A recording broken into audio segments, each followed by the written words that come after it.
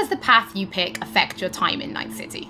It actually affects your time quite a lot throughout the whole game, but let's start at the beginning, because basically our game has 3 different starts depending on your life path. As an example, if you choose the street kid life path, you have lived most of your time in Night City. You know the streets, you know the gangs, you know the slang, you kind of know what's going on in the, let's say, lower life aspects of the city, which can of course give you lots of good opportunities also later on in the game.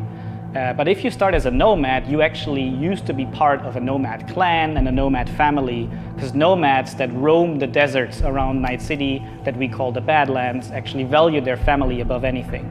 But for one reason or another, you actually left that family behind, and now the beginning of the game for you will actually be how to get into Night City and how to make a new life there.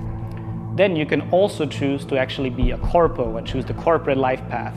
And that basically means that you're not at home in the streets of Night City or in the deserts of the Badlands, but actually inside a boardroom, because you rose the corporate ladder of the Arasaka Corporation, which basically gives you the ability to sometimes, read between the lines, read people when they're trying to do business, which of course can give you many nice opportunities later on. So this isn't just about the start of the game. Can you maybe help people understand how this translates into the gameplay? Yeah. So the thing is, we make Cyberpunk a real RPG, and part of that is that you can play your character from the start to the end. And of course, we have these life paths affecting the beginning of the game, but we wanted to make it so you have your life path opportunities throughout the whole game until the game is over.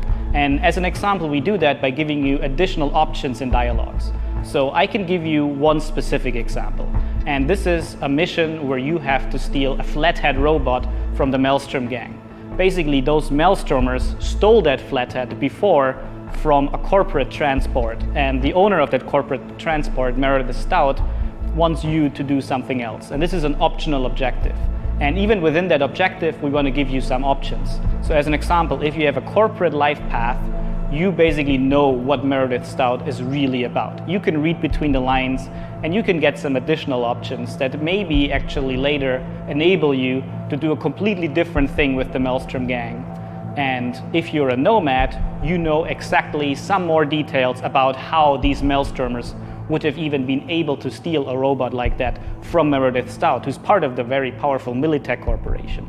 As a street kid, we as an example don't give you a specific new dialogue option in that dialogue, because as a street kid, you do not have a lot of experience dealing with higher up people like Meredith Stout.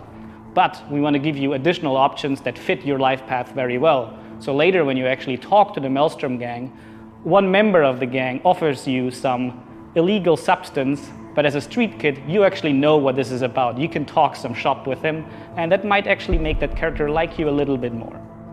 So Philip, I do have a couple of extra questions for you based on the video we just saw. And the first is about nomads.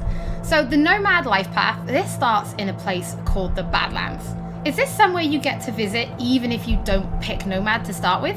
Yes, absolutely. So the thing is, Night City is surrounded by this huge landscape that we call the Badlands. And you can go there whenever you want. So as an example, if you actually do play the nomad life path at the start and you are in the Badlands, you can even see Night City on the horizon. And we want to give you the option later in the game, if you want, you can just take your car and drive out of the city. You can go there whenever you want. The thing is, you might not want to, because the Badlands can be a pretty dangerous place at first, because time has not been very kind to the Badlands. There have been many wars in the past, there's global warming, so most people that do live out there don't really have another choice about it, or are nomads that love this life and are all about it and are very battle-hardened. We of course also want to tell their stories, because we want to tell many different stories throughout the cyberpunk genre, which means that you will also find missions that lead you out in the Badlands or where you deal with the people living there. So Philip, can you tell us a little bit more about the character Padre?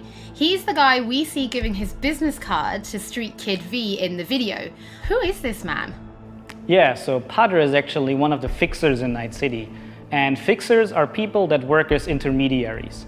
So if someone who has a lot of money needs a problem solved, they go to a fixer. And a fixer then finds people who can solve that problem. And these people are people like you, V, cyberpunks. Fixers are very territorial, so Padre specifically works from Haywood, which is where you as a street kid grew up in, so you already know him. You might have already seen another one of our fixers, who is called Dexter Deshawn, and he works in a different part of the city. So specifically Padre, you might know him as a street kid, but even if you played other Lifepaths, you might sooner or later meet him because he's operating in Haywood, which is a pretty big place with many good jobs. So if you want to make some cash there, you will sooner or later deal with Padre. Philip, thank you so much for joining us. Now on my first playthrough, pretty sure I'm going to be picking Nomad, but for those watching, we would love to know what you'll be picking. So have a think about it and send us a tweet.